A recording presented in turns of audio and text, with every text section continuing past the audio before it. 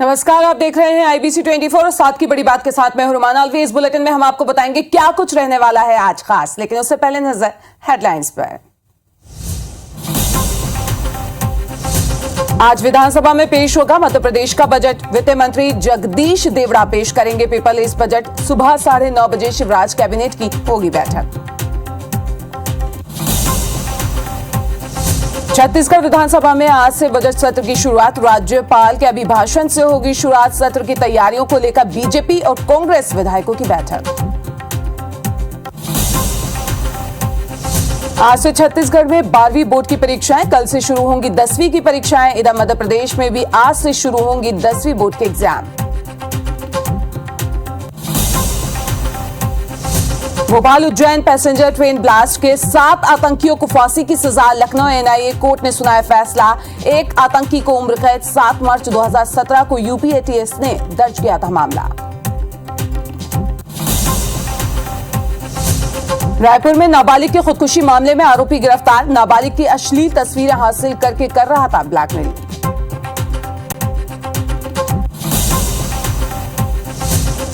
रायसेन में तेज रफ्तार ट्रक और कार में टक्कर। हादसे में कार सवार युवक की मौत, एक घायल। इधर नर्मदापुरम में 2 ऑटो में जोरदार टक्कर, 12 लोग घायल।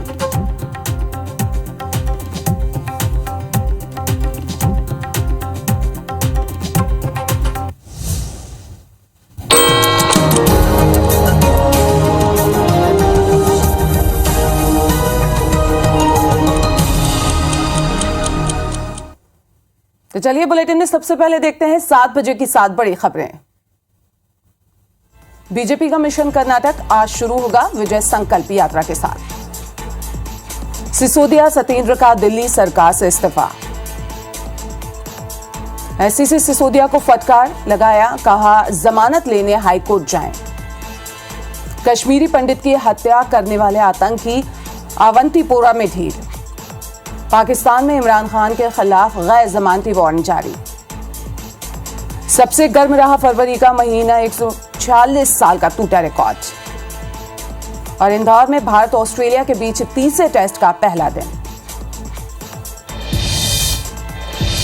तो चलिए बुलेटिन की शुरुआत करते हैं इस वक्त की बड़ी खबर के साथ। खबर मध्य प्रदेश से आपको बता दें, जहां आज मध्य प्रदेश सरकार अपने विधानसभा में पहला डिजिटल यानी कि पेपरलेस बजट पेश करने जा रही है। वित्त मंत्री जगदीश देवड़ा बजट सत्र पटल पर रखेंगे। चुनावी साल का यह अंतिम बजट है, लिहाजा इसके लिए पूरी तरह से लोक लुभावन होने के आसार हैं। सरकार SC ST महिला और किसानों के लिए बजट में और सौगात दे सकती है। सरकार जनता पर कोई अतिरिक्त बोझ नहीं डालेगी। इस बार विधायकों को छपी हुई बजट की प्रति नहीं मिलेगी, बल्कि उन्हें टैबलेट में बजट की प्रति दी जाएगी। वहीं वित्त विभाग की वेबसाइट पर बजट अपलोड भी हो जाएगा। बाकी लोगों को पेन ड्राइव में बजट की सॉफ्ट कॉपी दी जाएगी।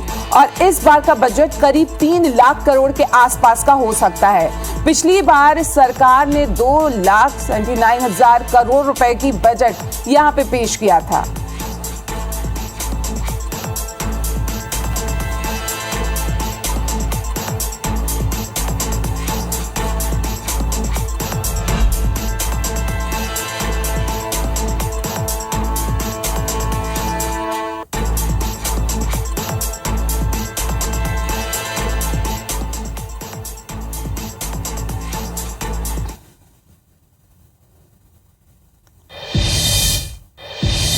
बजट से पहले मध्य प्रदेश विधानसभा में आर्थिक सर्वेक्षण रिपोर्ट पेश किया गया और इसके बाद सियासत शुरू हो गई। कांग्रेस कह रही है कि बार बार कर्ज लेकर सरकार की आर्थिक स्थिति खराब हो गई है, तो वहीं सीएम ने इसका जवाब दिया। एक रिपोर्ट आपको दिखाते हैं।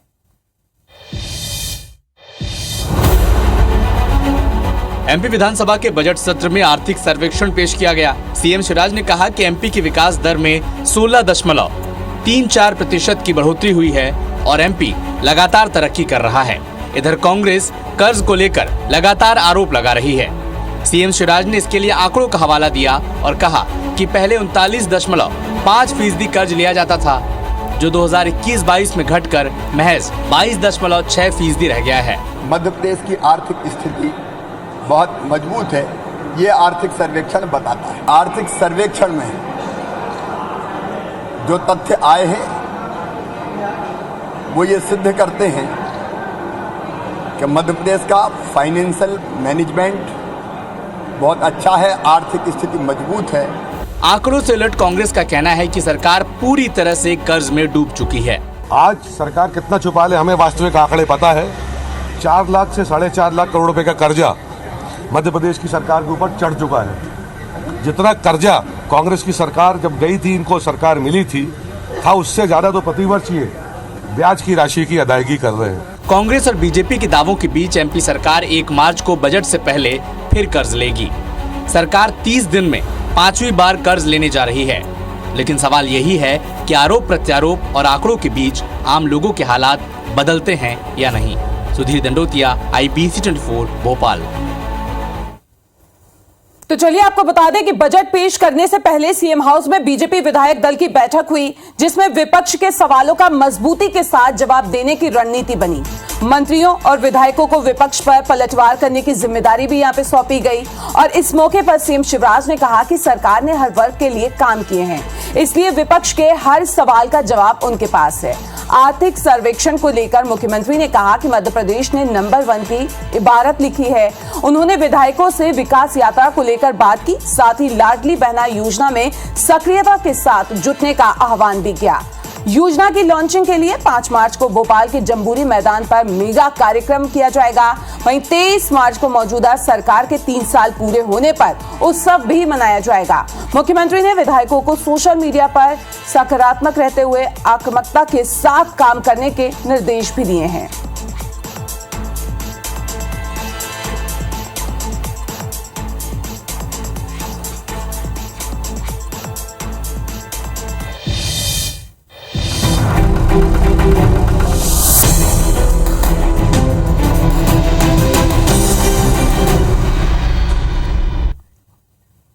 तो चलिए आपको बता दें छत्तीसगढ़ से खबर, जहां छत्तीसगढ़ विधानसभा का बजट सत्र आज से शुरू होने जा रहा है। सरकार इस बार ई बजट पेश करने की तैयारी में है। 24 मार्च तक चलने वाले बजट सत्र में 6 को छत्तीसगढ़ का बजट पेश किया जाएगा, यानी कि 6 मार्च को पेश होगा, जिसे वित्त मंत्री के रूप में मुख्यमंत्री भूपेश बघेल सदन में पेश करेंगे। बजट सत्र की शुरुआत आज राज्यपाल के अभिभाषण से होगी। बजट पर 13 से 22 मार्च तक चर्चा होगी। बजट सत्र के पहले दिन आज विधानसभा का ऐप भी लॉन्च किया जाएगा और उसके बाद माध्यम से बजट की सभी जानकारी मिलेगी। इस सत्र के लिए विधायकों ने अब तक 1730 प्रश्न लगाए हैं, वहीं 57 ध्यान आकर्षण प्रस्ताव सदन में आएंगे। आज ही विधानसभा परिसर में बनाए गए मंत्रियों के लिए नए कमरों का लोकार्पण भी किया जाएगा और बजट सत्र को लेकर भाजपा ने कहा कि कांग्रेस हमेशा समय से पहले सत्र समाप्त कर चर्चा और मुद्दों से बचना चाहती है।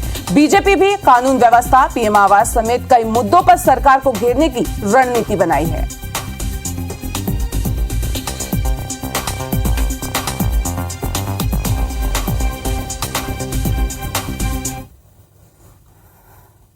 छत्तीसगढ़ में सैकड़ों लोगों के पैरों तले रौंदे गुलाब ने अब गुलाल बन रहा है। ये गुलाल इस होली पर लोगों के माथे पर लगेगा और इसे लेके गुलाल पर सियासी रंग भी चढ़ गया है।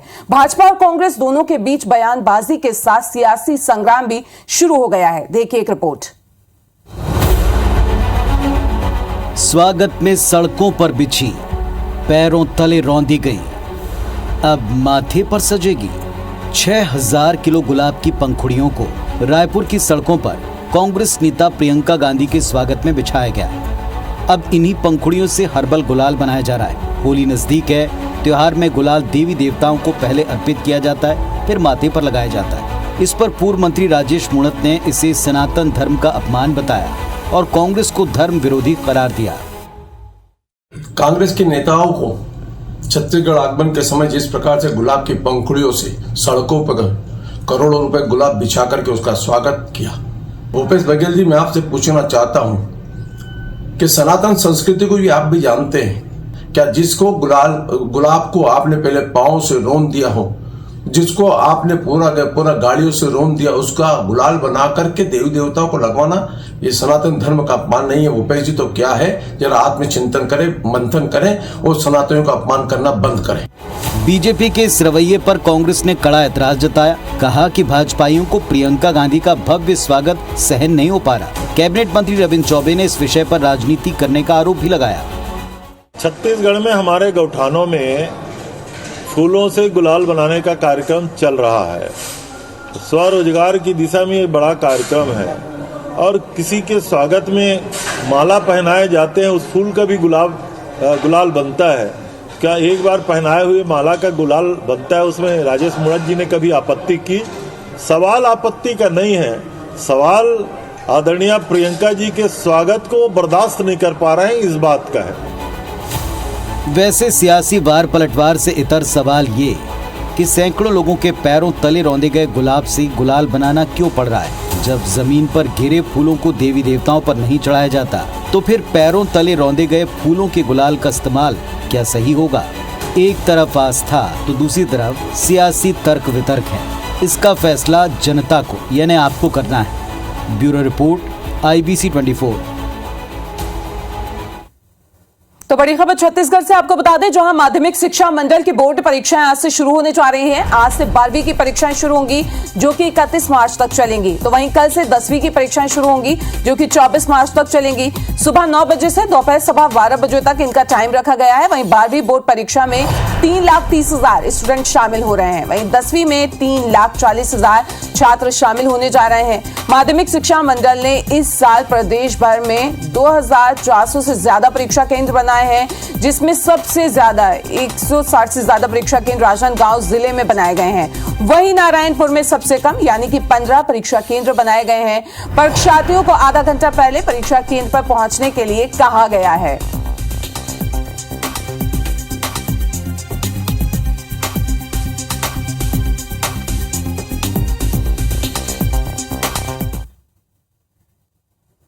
मध्य प्रदेश से बड़ी खबर आपको बता दें, जहां आज से MP बोर्ड परीक्षाएं शुरू हो रही हैं, यानी कि 10वीं की बोर्ड परीक्षाएं शुरू हो रही हैं। 9,65,488 छात्र इसमें शामिल होंगे और आज होगी हिंदी विषय की परीक्षा। तो आज हिंदी की परीक्षा है MP बोर्ड में।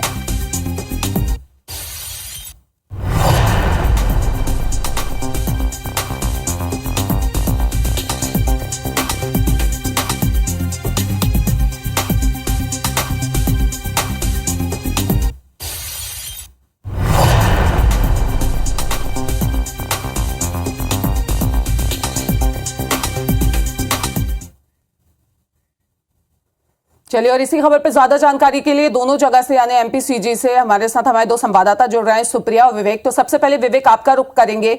गाइडलाइन में कुछ चेंज किया गया है, कब तक स्टूडेंट पहुंचेंगे और क्या सेफ्टी सिक्योरिटी रखी गई है यहाँ पे? मध्य प्रदेश माध्यमिक शिक्षा मंडल की परीक्षाएं आज से शुरू हो रही है और सबसे बड़ी बात है कि कई बदलाव इस बार जो है परीक्षा प्रणाली में किए गए हैं। आज पहला जो पेपर है वो 10वीं का है, हिंदी विषय का पेपर है और 10वीं में पूरे प्रदेश भर में 9,65,000 से अधिक छात्र जो है आज परीक्षा देंगे और इन छात्रों को जो नियम बदले गए हैं उसके मुताबिक सुबह 9 बजे परीक्षा केंद्र पर जो है परीक्षा शुरू हो जाएगी और 8:30 बजे इनको रिपोर्टिंग करना पड़ेगा और 9 बजे से परीक्षा शुरू हो जाएगी जो दोपहर 12 बजे तक चलेगी। और सबसे बड़ी बात यह है कि अति संवेदनशील केंद्र और संवेदनशील केंद्र पूरे प्रदेश में करीब 300 से अधिक बनाए गए हैं, जिस पर कड़ी निगरानी के निर्देश दिए गए ताकि किसी प्रकार के नकल के प्रकरण न बने और यदि नकल होती है तो उसके लिए उस केंद्र के जो उस कमरे के जो परीक्षक होंगे वो भी जिम्मेदार होंगे। और सबसे बड़ी बात यह है कि इस बार जो बदलाव किया गया है, जो उत्तर पुस्तिका है जिसमें उत्तर लिखना है छात्रों को, वो 32 पेज की होगी, बारकोड उसके ऊपर लगा हुआ रहेगा। अतिरिक्त से सप्लीमेंट्री कॉपी किसी भी स्टूडेंट को नहीं मिलेगी। वो कॉपी जो 32 पेज की होगी उसी कॉपी में पूरा जो है आंसर लिखना पड़ेगा छात्रों को और इसके अलावा कोई भी अतिरिक्त कॉपी जो है नहीं दी जाएगी। तो कई बदलाव आज किए गए हैं और सबसे बड़ी बात है कि छात्रों को साल भर इस परीक्षा का इंतजार होता है। आज से ये परीक्षा शुरू हो रही जो पूरे मार्च भर चलेगी। आज हिंदी का पेपर है 10वीं का और कल जो है 12वीं का पेपर है। कल से 12वीं की परीक्षा शुरू होगी। जो 1 अप्रैल तक चलेगी। तो पूरा महीना जो है परीक्षाओं का रहेगा। छात्रों को तनाव में नहीं रहे, इसलिए कई सारे टिप्स जो है विशेषज्ञ के द्वारा दिए जा रहा है, काउंसलर के द्वारा दिए जा रहा है। माध्यमिक शिक्षा मंडल ने अपनी हेल्पलाइन भी शुरू की है और हम भी छात्रों से अपील करते हैं, IBC 24 भी छात्रों से अपील करता है कि बिल्कुल जो है निडर होकर और किसी भी प्रकार का तनाव न ले और बिना तनाव के जो है अपनी परीक्षा को दे, ताकि जो है अच्छे नंबर ला सके। क्योंकि परीक्षा ही आदि और अंत नहीं है, आपकी परीक्षा जो है आपका भविष्य बना सकती है। और इसलिए छात्रों को ये से अपील है कि वो तनाव न ले और परीक्षा खुले मन से दे।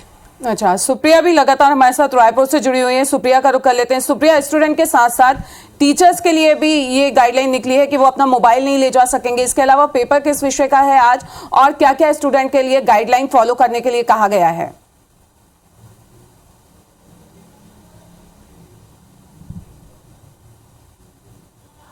बिल्कुल, देखिए माध्यमिक शिक्षा मंडल की परीक्षा आज से शुरू है और सबसे पहला जो पेपर है वो 12वीं का होगा। 12वीं का जो पहला पेपर है वो हिंदी विषय का होगा और स्टूडेंट्स को तमाम गाइडलाइंस का पालन करना होगा, यानी कि स्टूडेंट्स को आधे घंटे पहले पहुंचना होगा। माध्यमिक शिक्षा मंडल द्वारा आज परीक्षाएं आयोजित की जाएंगी, तो इस वजह से स्टूडेंट को आधे घंटे पहले पहुँचना होगा। इसके अलावा अगर छात्रों को कोई भी परेशानियाँ हैं तो उसके लिए माध्यमिक शिक्षा मंडल ने हेल्पलाइन नंबर भी जारी किया है। माध्यमिक शिक्षा मंडल ने कहा है कि जो हेल्पलाइन नंबर है वो परीक्षा की समाप्त होने तक जारी रहेगी। छुट्टी के दिन को छोड़ करके माध्यमिक शिक्षा मंडल के हेल्पलाइन नंबर पर सुबह 10:30 बजे से शाम को 5:30 बजे तक कॉल कर बच्चे अपनी परेशानी पूछ सकते हैं। विषय विशेषज्ञ भी वहां पर बैठेंगे हेल्पलाइन नंबर पर और उसके जरिए फिर बच्चे अपनी परेशानियां भी पूछ सकते हैं। क्योंकि काफ़ी समय बाद ये जो परीक्षाएं हैं वो हो रही है ऑफलाइन मोड पर, तो इसलिए भी जो बच्चे हैं वो थोड़े से घबराए हुए हैं, डरे हुए हैं, तो इसलिए उनके लिए हेल्पलाइन नंबर तो शुरू किया ही गया है। लेकिन बच्चे अपनी परेशानियां भी माध्यमिक शिक्षा मंडल को विषय विशेषज्ञ से मतलब पूछ सकते हैं, उन्हें बता सकते हैं परेशानियां। इसके अलावा इस बार ये भी कहा गया है कि शिक्षक जो है वो क्लासरूम में अपने मोबाइल फ़ोन का उपयोग ना करें।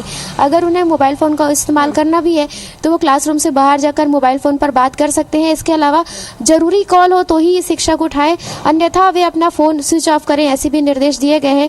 और वहीं अगर परीक्षा की बात करें, समय की बात करें, तो सुबह 9 बजे से 12:15 बजे तक परीक्षा का समय निर्धारित किया गया है।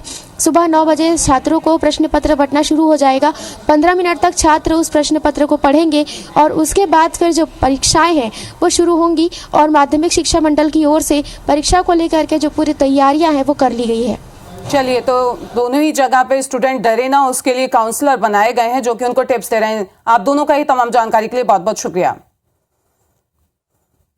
तो चलिए आपको बता दें कि रविशंकर विश्वविद्यालय की परीक्षाएं आज से शुरू होने जा रही हैं। 3 साल बाद ऑफलाइन मोड में ये परीक्षाएं होंगी और परीक्षा में 1,60,000 स्टूडेंट शामिल हो रहे हैं। इस बार पंडित रविशंकर विश्वविद्यालय में 84 परीक्षा केंद्र भी बनाए गए हैं। नकल रोकने के लिए यहाँ पे प्रबंधन ने उड़नदस्ते टीम का भी गठन किया है। साथ ही रायपुर के महंत कॉलेज में छात्रों के तनाव को दूर करने के लिए मनोवैज्ञानिकों की एक विशेष टीम का गठन किया गया है। महंत कॉलेज के प्राचार्य देवाशीष मुखर्जी ने बताया कि 3 साल बाद छात्रों की ऑफलाइन परीक्षाएं हो रही हैं। छात्रों के लिखने की प्रैक्टिस छूट गई है, याद करने की क्षमता पर भी थोड़ा प्रभाव पड़ा है, इसलिए मनोवैज्ञानिक विद्यार्थियों का तनाव दूर करने का यहाँ पे प्रयास करेंगे।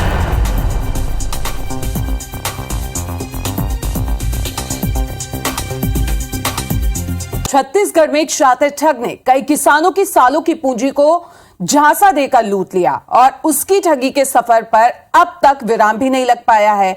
पीड़ित सरकार उस सिस्टम की ओर आस की निगाह से देख रहे हैं। आखिर क्या है पूरा मामला, देखिए इस रिपोर्ट में।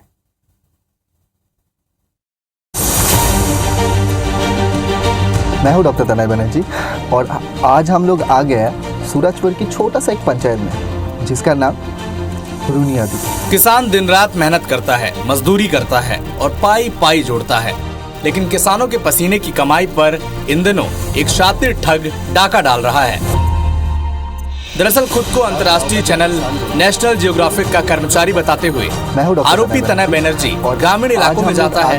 पहले गांव के मुखिया को झांसे में लेता है और उसके बाद कर्ज से परेशान किसानों को अपना एक YouTube चैनल का वीडियो दिखाता है जिसमें वो किसानों को पैसे देने के चेक बांट रहा है।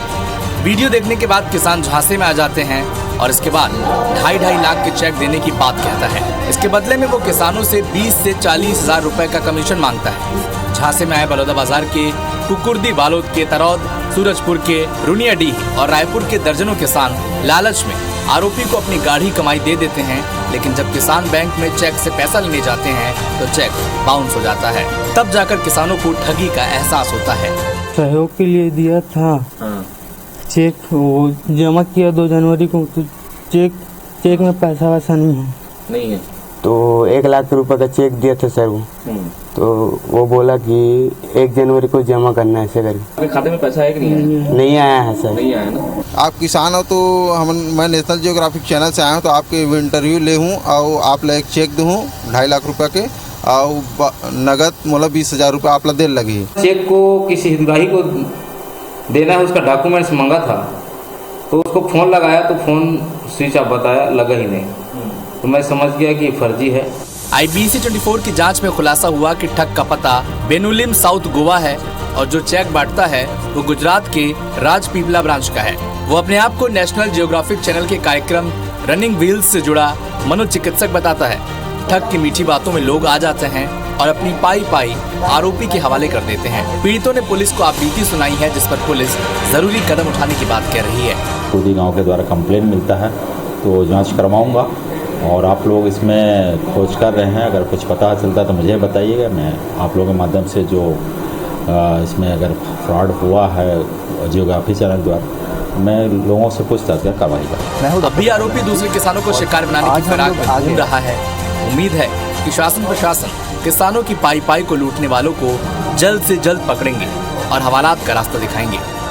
खुद को नेशनल ज्योग्राफिक का कर्मचारी बताकर कर्ज में डूबे किसानों से ठगी करने वाले तनय बनर्जी का यूट्यूब अकाउंट सैकड़ों वीडियो से भरा पड़ा है, जिसमें वो छत्तीसगढ़ और उड़ीसा के किसानों को चेक बांटते हुए नजर आ रहा है। तो कहीं ना कहीं जरूरी है कि उसे जल्द गिरफ्तार किया जाए, कार्रवाई की जाए, ताकि जो किसान पहले से ही कर्ज में डूबे हुए हैं वो उसका शिकार बनने से बच सके। कैमरामैन योगेंद्र मिश्रा के साथ संदीप शुक्ला, IBC 24 रायपुर। खबर इंदौर से आपको बता दें, जहां आज से भारत और ऑस्ट्रेलिया के बीच टेस्ट मैच खेला जाएगा, जिसके लिए पुलिस ने तमाम तरह की सुरक्षा व्यवस्था सुनिश्चित कर ली है ताकि किसी भी तरीके की कोई घटना या दुर्घटना यहां पे ना घटे। इंदौर के crime branch additional police commissioner Rajesh Hingrak ने बताया कि खिलाड़ियों के आने से जाने तक सुरक्षा व्यवस्था चाक चौबंद की गई है। साथ ही मैच के दौरान किसी भी तरीके की यातायात व्यवस्था खराब ना हो, इसके लिए मैच में आने वाले दर्शकों के लिए कई स्थानों पर पार्किंग व्यवस्था की गई है।